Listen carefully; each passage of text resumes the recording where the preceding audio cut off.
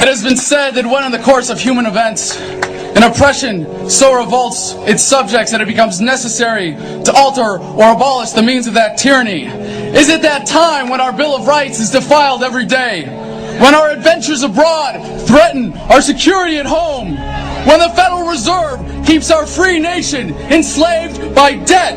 When the people of the world tremble under the thumb of corporate imperialism? And now, our nation is drifting dangerously from freedom to fascism. So I have to ask, is it time?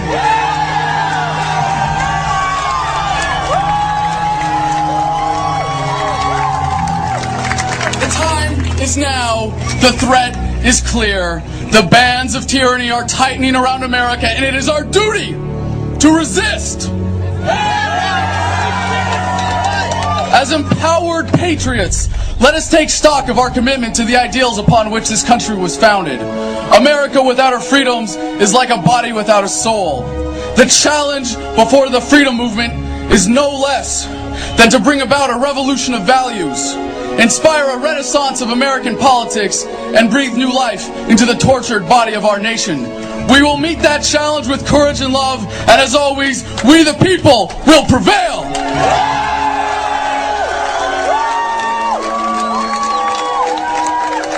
To rally the troops of the Revolutionary Army in the winter of 1776, Thomas Paine said, "These are the times that try men's souls.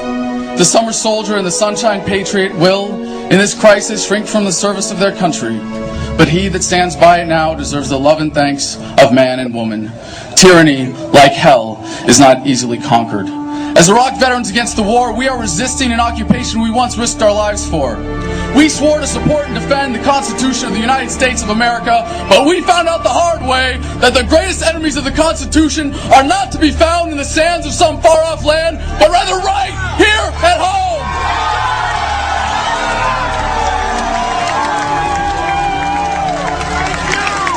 We are your new winter soldiers, and we are still defending America. We bring the values, skills, and commitment that make us warriors to the fight before us today. We are working to end the war by strategically withdrawing our material support and inspiring others to do the same. By advocating for veterans, we are empowering soldiers to become successful civilians. With Truth in Recruiting, we are inspiring a generation of young Americans to find a better way to serve their country than dying for empire.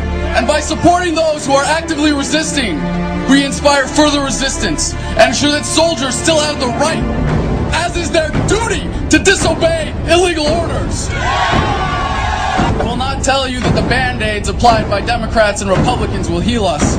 I will not pretend that everything is just going to be okay while we are bled dry by tyrants. And if it takes the last full measure of devotion, I will not allow the same fate to befall this country. This young movement is getting past the external wounds to the greater evils plaguing this nation. We know that the greatest threat to American security is the current corruption of our government. No politician has ever ended a war. Civil rights were won in this country not by any legislator, but by a movement. I have great hope for America, but it comes not from any election. No, my hope comes from you. Our tragic love affair with the state has led us to put far too much trust in a government that we thought could improve our lives, but has instead come to rule our lives for us. We have become, as a people, like a frightened, battered, beat-down victim of an abusive relationship. A servile, unquestioning, obedient people will always produce tyrants. We must, as a nation, once again, embrace defiance, rebellion, and resistance.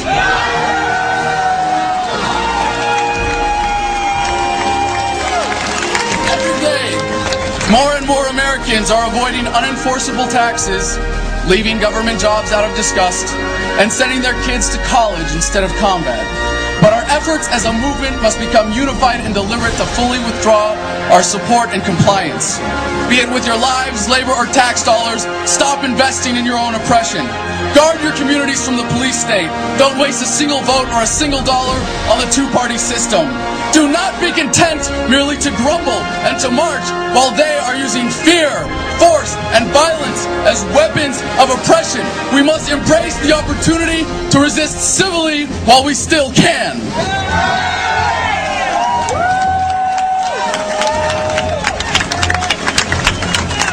We are compelled to be here for many different reasons, and there is strength in our diversity. As within Iraq Veterans Against the War and Veterans for Peace, we don't need to be uniform to be unified. Take a look at the thoughtful, passionate people that surround you on this field and throughout this country. Do not leave here today without meeting a new brother or sister in the struggle. Take with you the inspiration to share your passion with someone who does not know they are yet part of our movement. Seek out where you can be most effective in the cause of liberty. Challenge our force-fed culture of questioning conformity and compliance.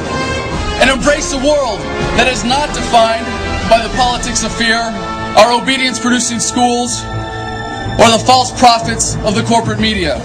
As we have been awakened, we must stir the sleeping masses. As the forces of oppression are diligent, so must we toil. As they are committed, we must surpass them. As they step up their efforts, we must rise up to defeat them as a unified movement.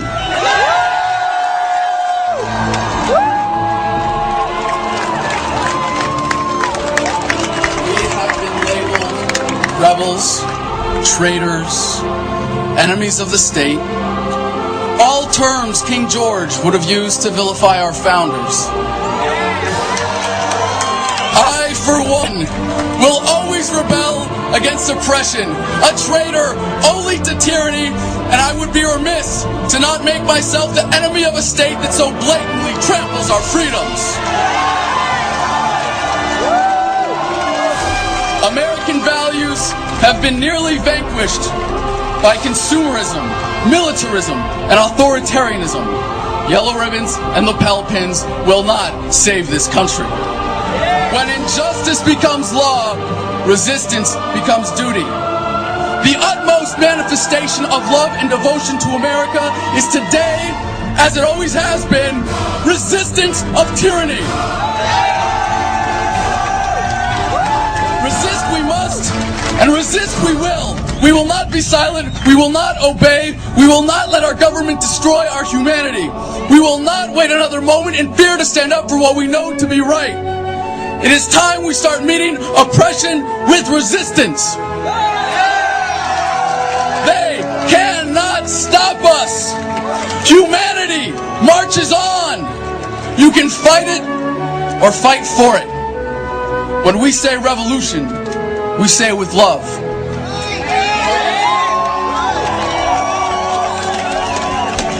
As we march onward from this place where we have pledged to each other our lives, our fortunes, and our sacred honor, let us embrace the struggle, cherish the fight, and live in that love. The passion of our hearts will be raised with our fists! Open your eyes before you die. Yeah.